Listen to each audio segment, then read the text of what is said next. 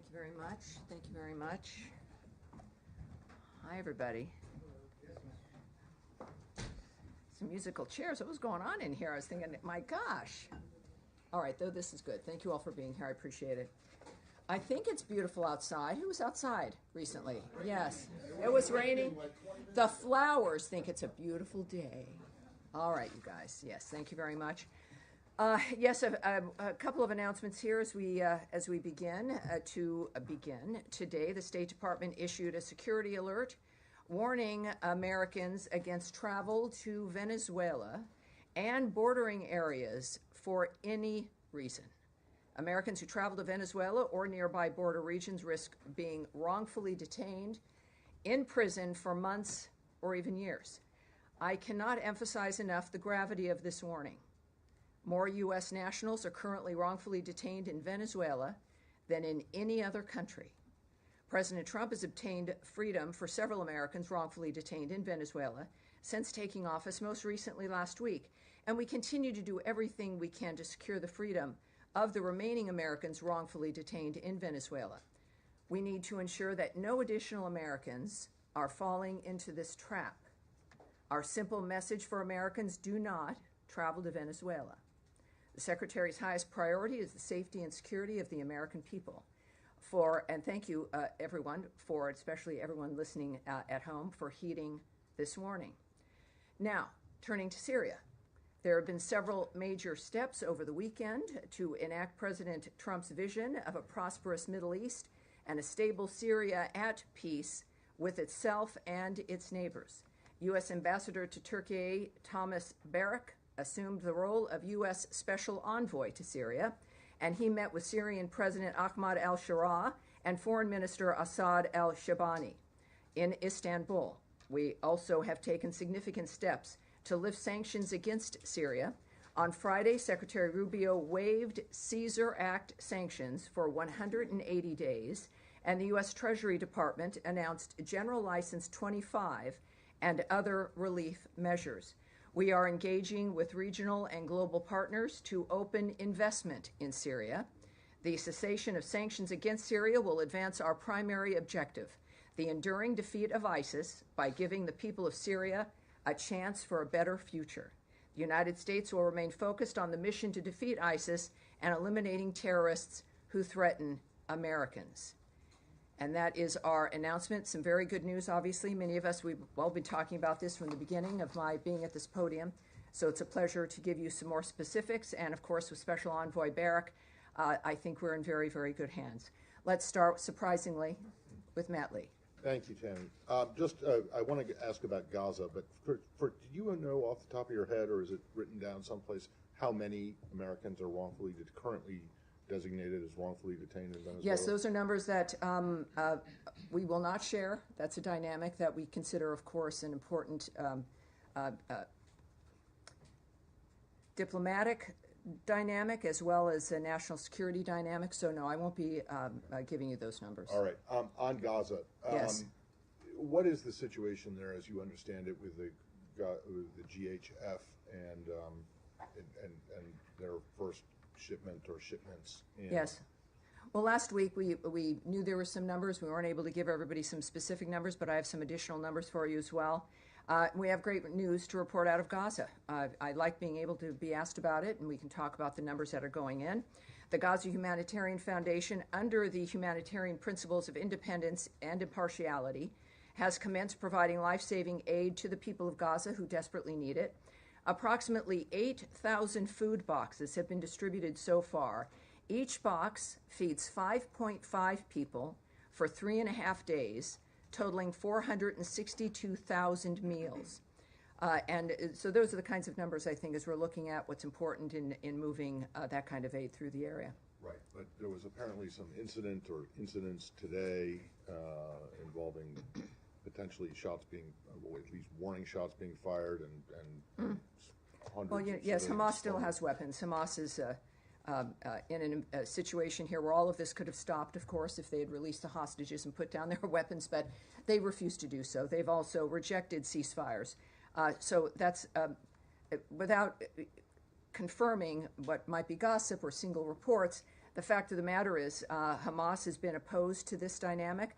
They have attempted to stop the aid movement through Gaza to these distribution centers. They have failed, but they certainly tried.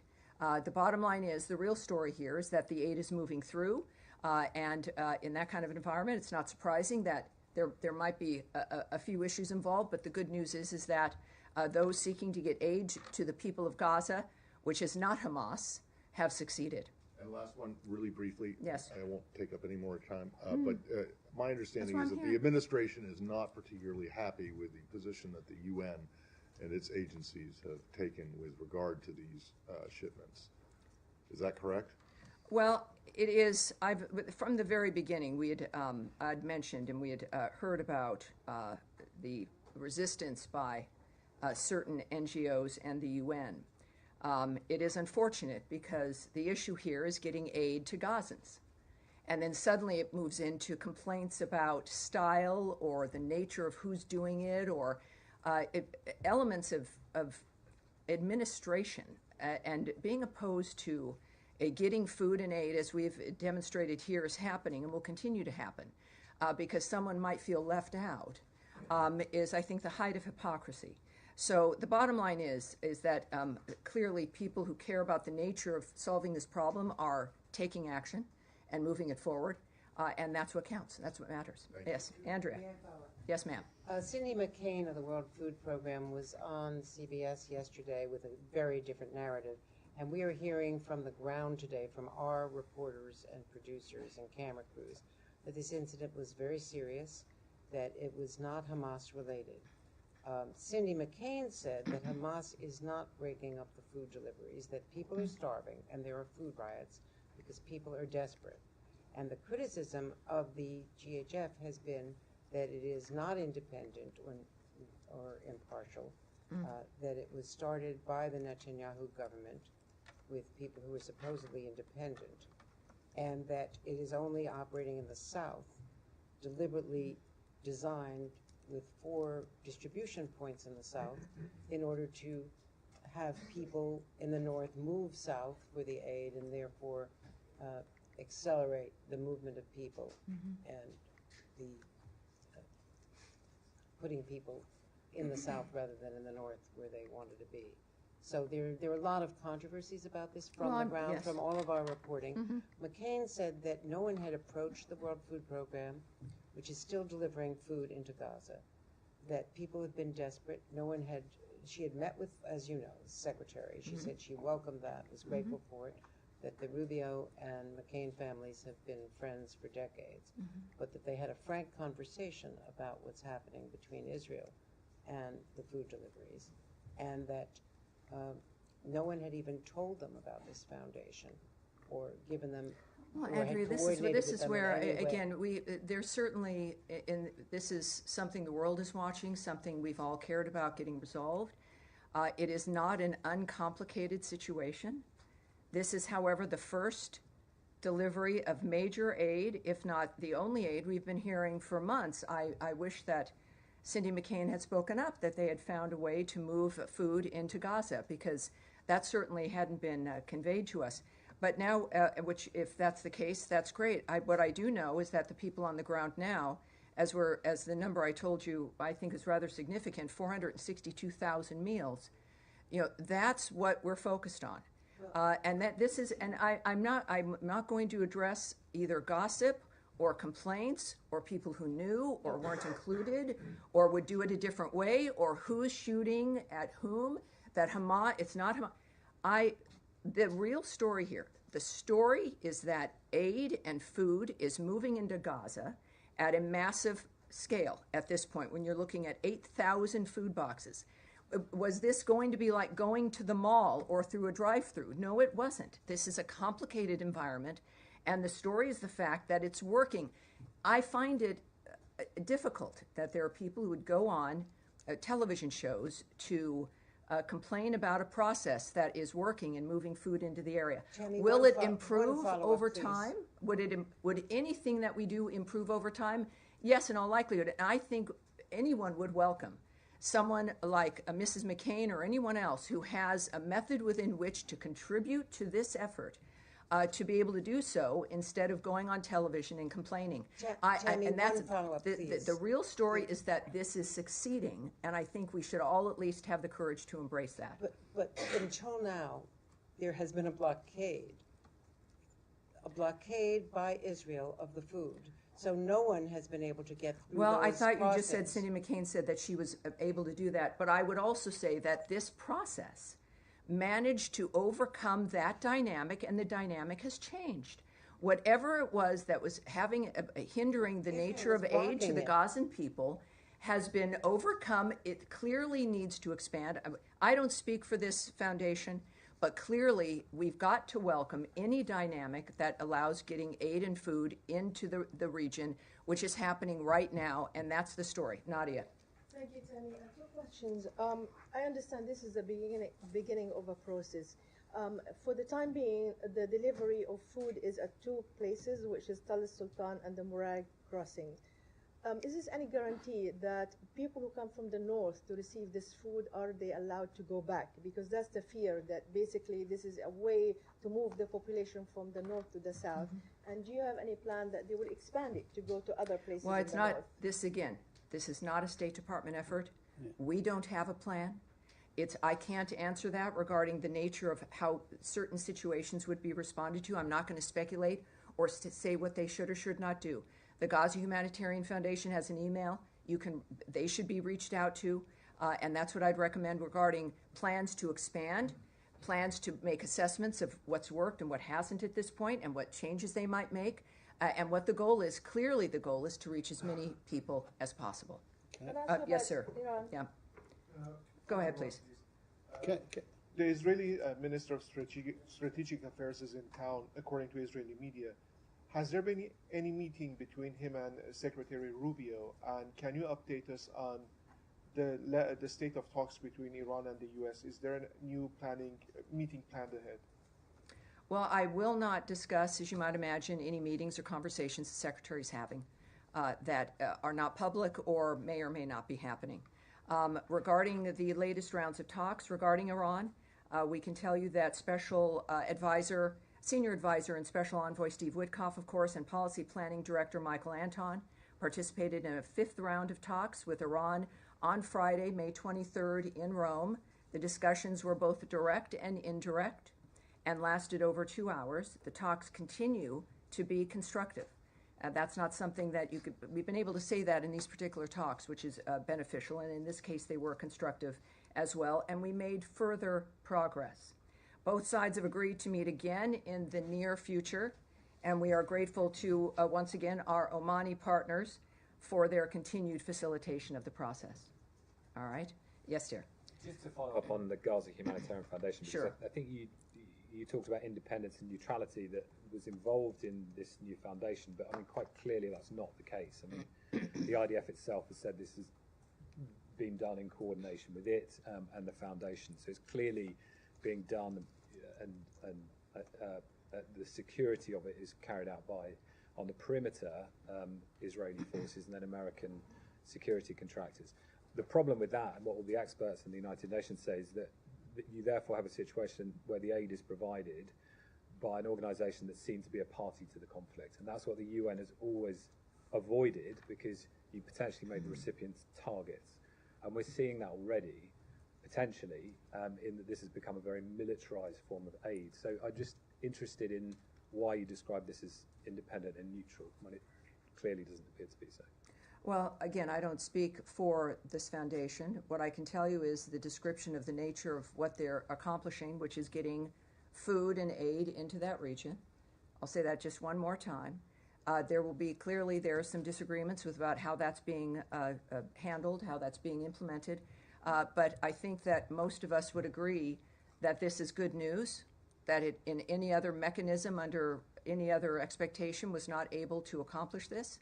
So it's just that there was another mechanism that was able to accomplish this and more. Well, you know, when you're right, we did have a really good mechanism. It was called a ceasefire, which Hamas broke. And it is a ceasefire and a plan that had been operating and offered, which they continually refused to accept, continued to hold hostages, as they still continue to not just hold hostages, but the bodies of the people that they've murdered. And they've refused to do the one thing that could stop this in a moment. They've refused. So we did. We had, it was a ceasefire, and Special Envoy Witkoff, very successful, and Hamas decided, well, that was just too much of that. So the real story here is that there's food aid going in. There will be people, of course, who will look at some of the details and not like it. But then I think it shows us the priorities of certain individuals when it comes to, at first it was, let's get these people fed, and now it seems to be something else in the meantime. Yes, sir, go ahead. Thank you, Tammy. Yes. Wait, no, sir. Oh, I'm sorry. I don't know who's speaking, but go ahead. Thank you, Tammy. Last week I asked you a question about the deals signed between the Kurdistan Region government and 2 U.S. firms. You know what? We need to turn his microphone up, and you've got to keep your head up. I'll repeat the question. Keep your head up. Last week I asked you a question about the recent deals signed between the Kurdistan Region government and 2 U.S. firms, the nature deals. And you encouraged Baghdad to work with Erbil to resolve the issues. But this week, the Iraqi oil ministry has filed lawsuits against the 2 deals with the American firms. So any reaction to that, and how this impacts the U.S. firms' incentive to invest in the region? And I have another question regarding Yes, last week we discussed some of the difficulties here, but as I said last week, worth repeating today with this new news, is that the United States supports economic deals that benefit all Iraqis, including the 2 announced last week. We encourage Baghdad and Erbil to work together to expand domestic gas production as soon as possible. These types of economic partnerships will benefit both the American and Iraqi peoples and help Iraq move toward energy independence. U.S. oil companies have invested billions of dollars in the Iraqi Kurdistan region's oil sector. We hope to see additional investment from U.S. oil companies throughout Iraq. We know, of course, last week Secretary of State Marco Rubio met with Iraqi Kurdistan Regional Government Prime Minister Mansour Barzani in Washington, also on Friday, May 23rd, a busy day here. Secretary Rubio and Prime Minister Barzani discussed opportunities to further increase trade and investment between the United States and the Iraqi Kurdistan region. The Secretary commended the Prime Minister for finalizing deals with U.S. companies to expand natural gas production in the IKR, which will help Iraq move toward energy independence. The Secretary and Prime Minister discussed their mutual interests in protecting the rights of religious and ethnic minorities in Iraq and Syria. The Secretary also reaffirmed U.S. support for a strong and resilient IKR as a foundational pillar of the relationship between that the United States enjoys with Iraq. We also believe that U.S. and Iraqi interests are best served by having a strong, resilient Iraqi Kurdistan region within a sovereign and prosperous federal Iraq, and we continue to support U.S. companies doing business in all of Iraq, including trade and investment between the United States and the IKR. As far as the nature of the lawsuits, it's, again, obviously we are looking forward to continuing these kinds of deals. We expect these kinds of deals to flourish and would hope that they would be facilitated. But it's, again, we got to underscore the importance of an independent and energy independent region, and this is one way that we're going to be able to do it. And another question on Iraq, sure. In separate issue. Do you confirm if there's any U.S. involvement in any negotiations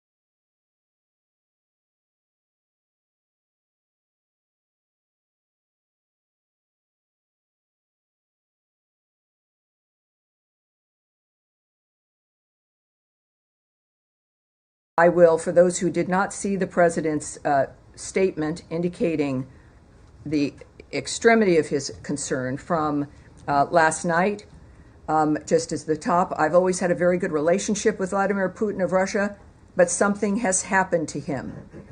He is needlessly killing a lot of people, and I'm not just talking about soldiers. Missiles and drones are being shot into cities in Ukraine for no reason whatsoever.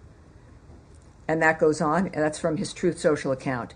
And this morning, he noted, what Vladimir Putin does not realize is that if it weren't for me, lots of really, really bad things would have already happened in Russia, and I mean really bad. He's playing with fire.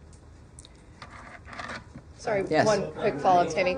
The Germans say the U.S. has lifted all of its restrictions on the use of long-range weapons. Can you confirm that, and when was that I'm not decision going to taken? discuss that. No, I'm not going to confirm that.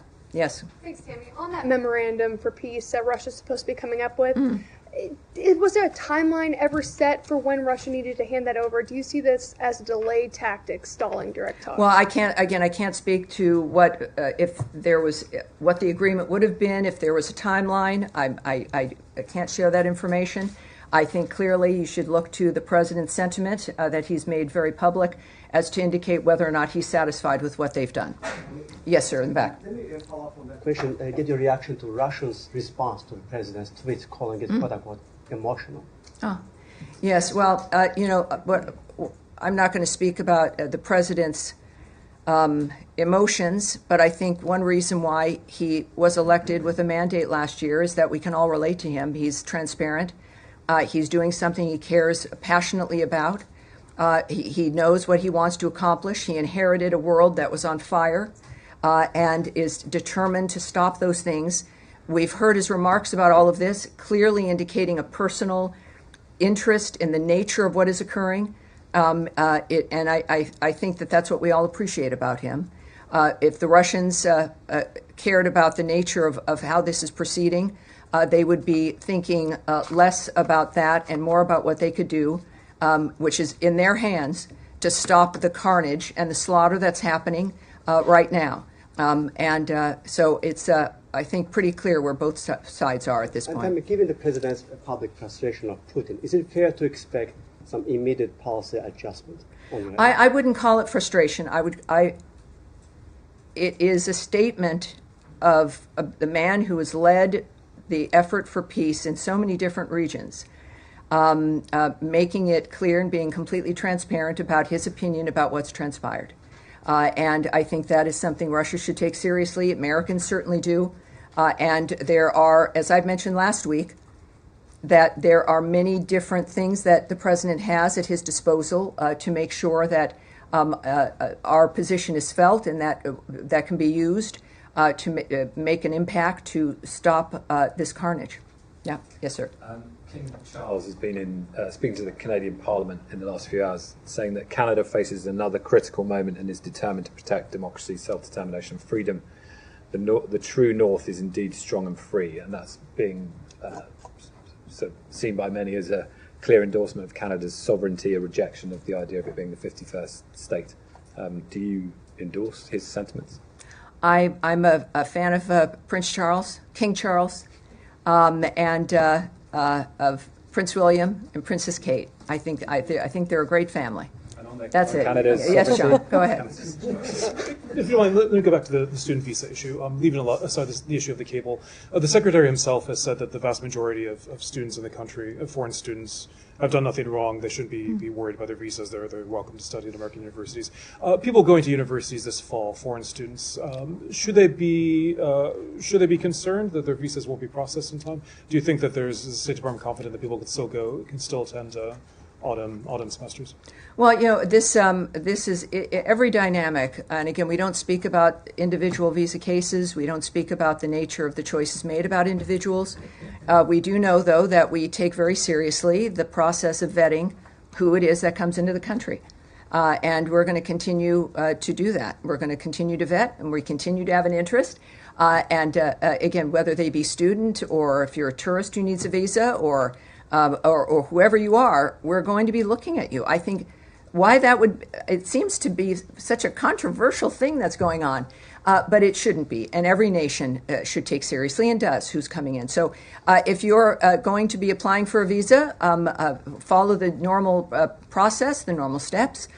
Expect to be looked at, and we go on from there. And processing delays, do you expect students applying now to again, I can't speak to their individual experiences, but of course it seems like the nature of the reaction to this is that but I can't we've always vetted people trying to come in. We've always looked at visas seriously. It's why we have a visa, so that you can stop and look at someone.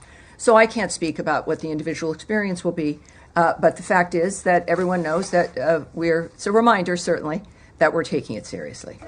Yes, go ahead, certainly. And you just said it. There is a vetting process for anybody who's coming in the country, but what is different now? Is there a new criteria, a new mechanism? What's different? Well, yes, we in addition to not discussing, for privacy reasons and a whole host of other reasons, discussing individual visa processes with an individual, but we also don't talk about the methods. We're not going to lay out here with the media the nature of the steps that are taken, the methods that we use. That would seem to be a little bit counterproductive, perhaps. But it is a goal, as stated by the President and Secretary Rubio, to make sure that people who are here and understand what the law is, that they don't have any criminal intent, that they are going to be contributors to the experience here, however short or long their stay is. And so the details of which I won't reveal, but it's one that will hopefully achieve our understanding of who deserves to visit this country and who does not. And just on Gaza, if I may. Of course. There were, to say it mildly, there were some challenges today delivering the aid parcels to Gaza. If there are more challenges of this sort, or if these challenges intensify, what do you expect? Is there a plan B? Does it stop? Contact the Gaza Humanitarian Foundation. I know it can be, it's difficult in that this is something that we've all hoped for and have wanted to help see succeed. But the fact is, this is not a State Department project or effort. So we're not in a position to make that declaration and even really speculating. The people who've done this clearly want to do it. They want it to succeed. And I think addressing this with them might be very useful. Yes, Saeed. Thank you. Thank you very much. Just how can one contact the Gaza Humanitarian Foundation? This seems to be the gripe. I don't think anyone would appreciate it if I gave out an email right here from the podium. I think there's a thing called the internet, and you can type them in, and you will get an email address. There's a lot of you. I think most of you are reporters. I think a number of you understand research and the typing in of the interweb tubes, which will give you that information, sir. Okay, just a quick follow-up on 2 points. Now, the gripe of the United Nations is that not knowing who this organization is and who stands behind it, who's going to finance it, and so on. They also say that there are very sparse or a couple of entry points and so on. They need more entry points. Yes, everyone has an opinion. I understand that. What I do know, too, is for the first time ever, Saeed, with your very well-founded concern, I can tell you that over almost 500,000 meals have been delivered into that region. I am pleased to be able to say that to you without dealing with someone or an entity or a group that isn't entirely happy because it's not absolutely perfect or because they would have done it differently. But we finally have that happening. Yes, sir, in the back, right there with with the great hair. You've got great hair, but no, yes, sir. You're pointing. You're doing this. I don't have gray hair. No, I'm not. That's why I'm not pointing. I think you probably do. You, sir. Thank you. Yeah, all right. I have no hair. Well, there you Is go. it me? Okay. Just can you confirm? No, not. I'm saying not you. The man with the gray hair. Gray hair. Not you, sir. Speak up.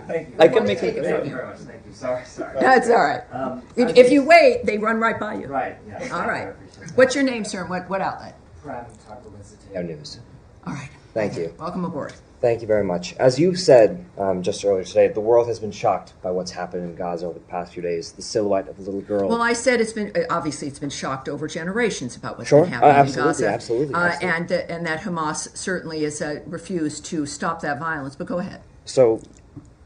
But just in the past few days, we've seen the silhouette of a little girl trying to flee burning classrooms surrounding her, killing people around her. We've seen thousands of Palestinians starved by Israel's blockade, herded between fences as they try to get fed today.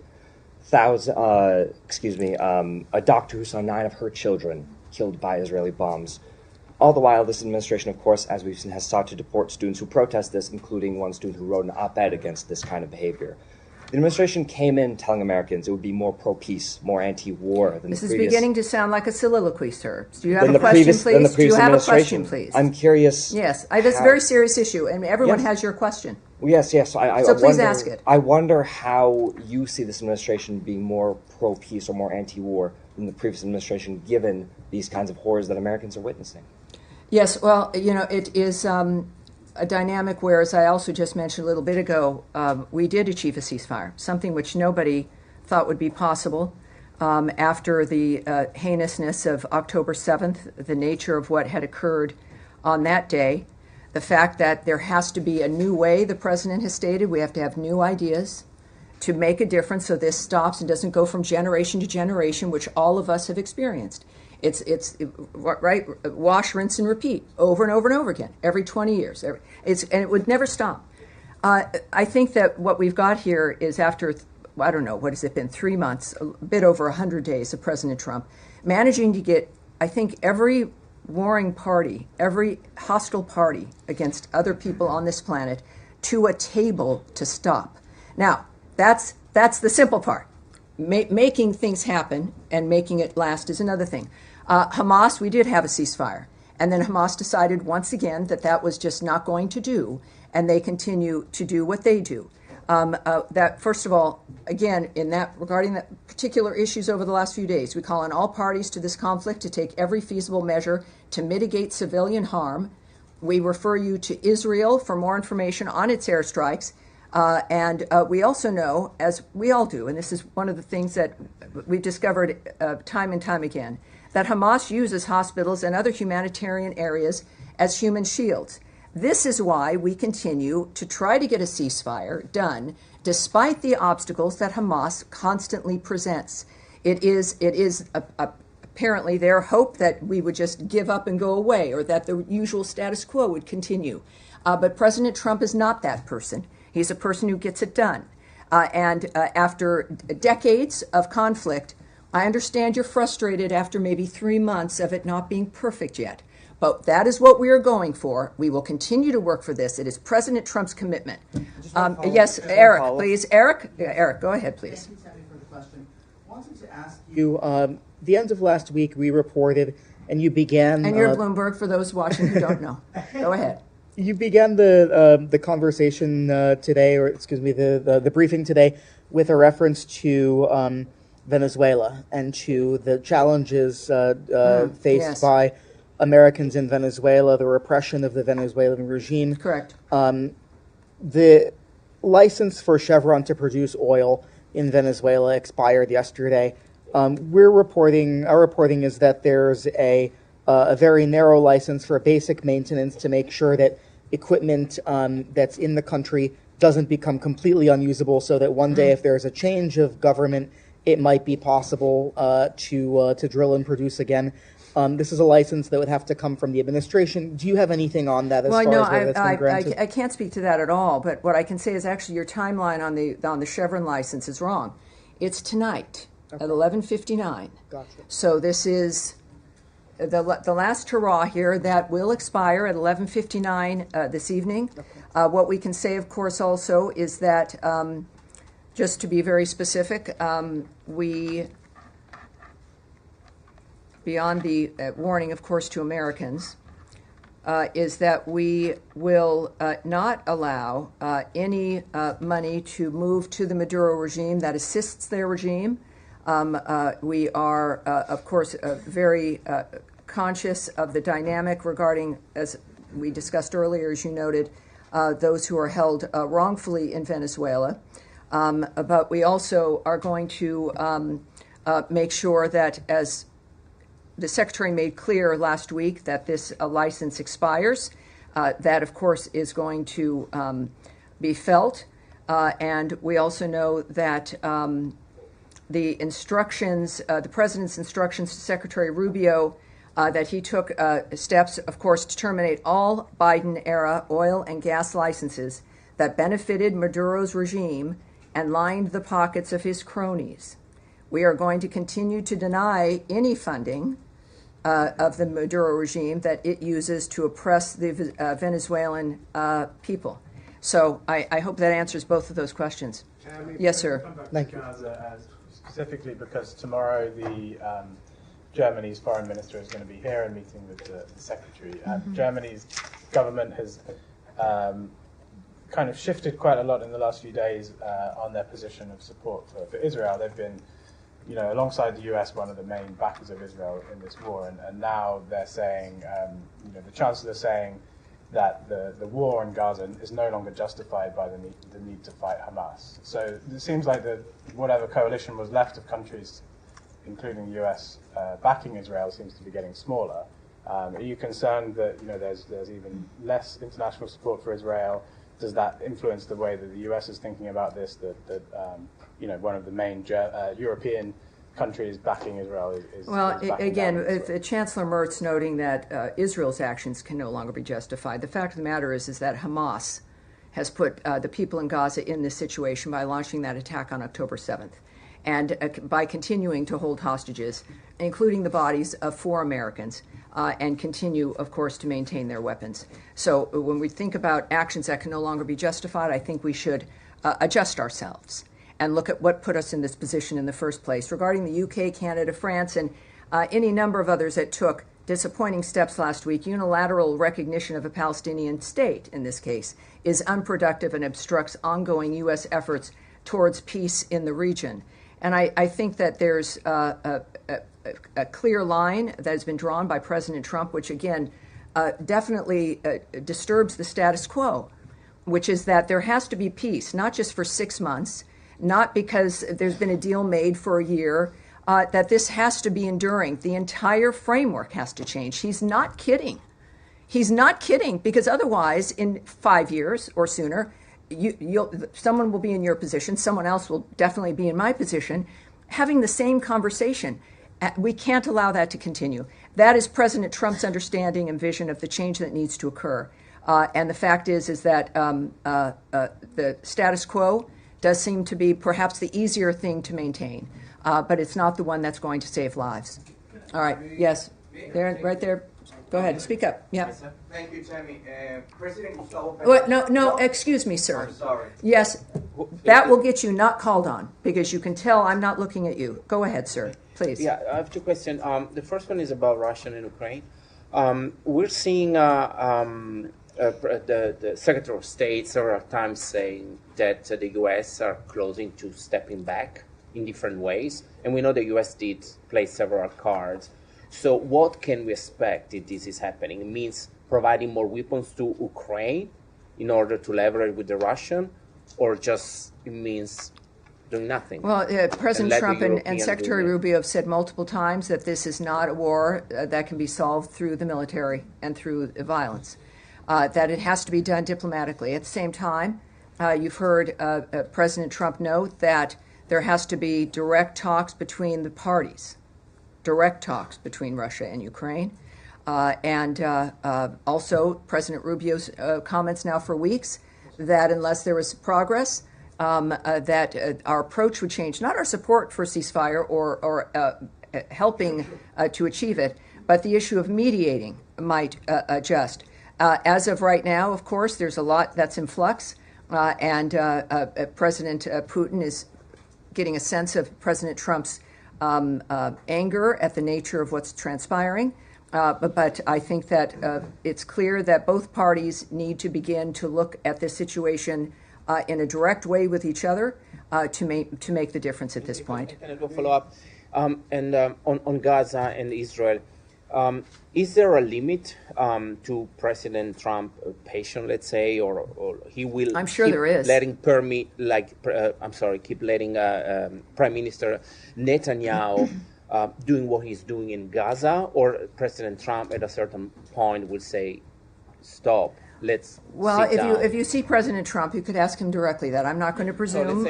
I'm not going to presume President Trump's frame of mind about what he's willing to do or won't do. This is a man who's serious about getting a situation finished, of getting a deal done, of ending the situation which he is clearly confident it can end. My assessment of what he would do, he's him for a reason, and I'm not him.